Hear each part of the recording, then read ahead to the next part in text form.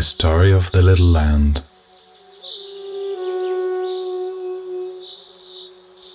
She was walked on, engaged with, worked, and then no more.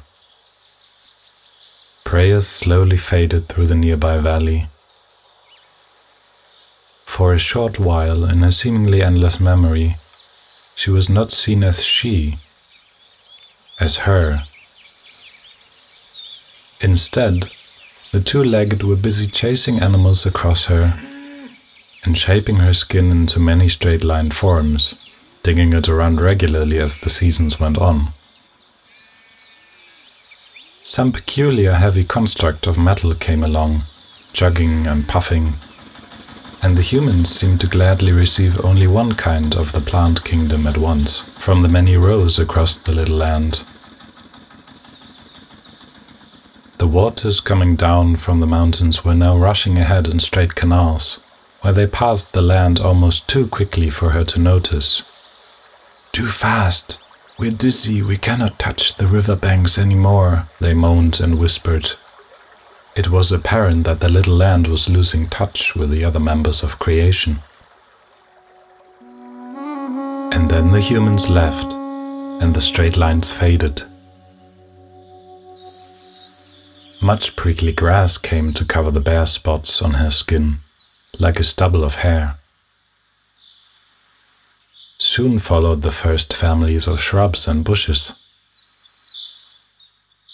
During warm seasons, the air was buzzing from the insect people that affectionately danced around the returning mix of vivid flowers, who found shelter between the bush families. The waters brushed against the land and left the confined shape of the canal. "We slowed down," they said. "We have not forgotten." "It's so good to feel you again," replied the little land. As the majestic winds of autumn were blowing with full lungs, the trees and bushes, although swinging and swaying, kept the land safe and not scattered. With gratitude, she was steward and soil keeper for them to grow on. Soon after, the great waters from the sky visited to reunite with their cousins from the river. "Be gentle," she pleaded, because although the heavy machines had left for a few summer suns now, her skin was still bruised. The stiffness and ill color slowly turned into her soft and flexible old. Now many insect people and crawly ones felt invited in.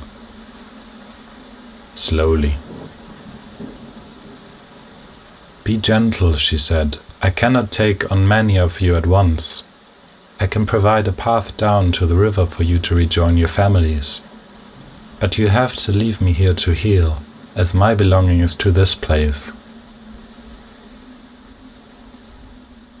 The Skywater's eagerness was great, but she soon was able to let it pass in just the right way, so it would benefit all of creation.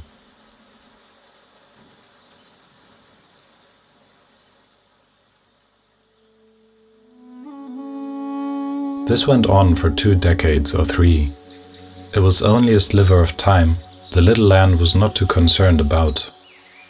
But she noticed change in many of the river animals now returning, roaming beavers, otters, and vibrant fish.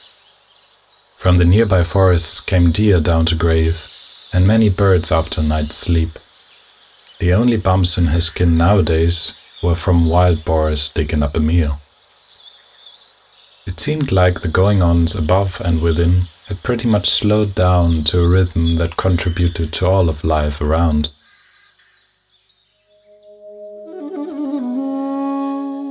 Until one spring morning, the sound of another metal machine was carried into the valley. Soon, a vehicle of oblong shape appeared, humming along on the road leading to the little land. It was packed to the brim with 2 grown-up humans and 2 small younglings, and also carried an assortment of boxes and other strange objects she had never seen before. Many of the forest animals had heard the stories from their elderkin, but had never witnessed anything from the human world, so they made for the forest for shelter. Even the bird people nearby were confused. No longer could they hear each other over the motor's noise. The little land felt unease rising, for she carried the memory of the previous and last time humans had chosen to stay here. Little had they remembered the sacred way of contributing to the benefit of all living beings of creation. Now her concern was picked up by the trees and shrubs above, and they shivered in a swift breeze. But she felt also excitement, as she was ready for change, and she knew she carried many lessons and messages in and on her, waiting and ever present for humans to receive. Had the time come to remember their place in the great and sacred way of all beings.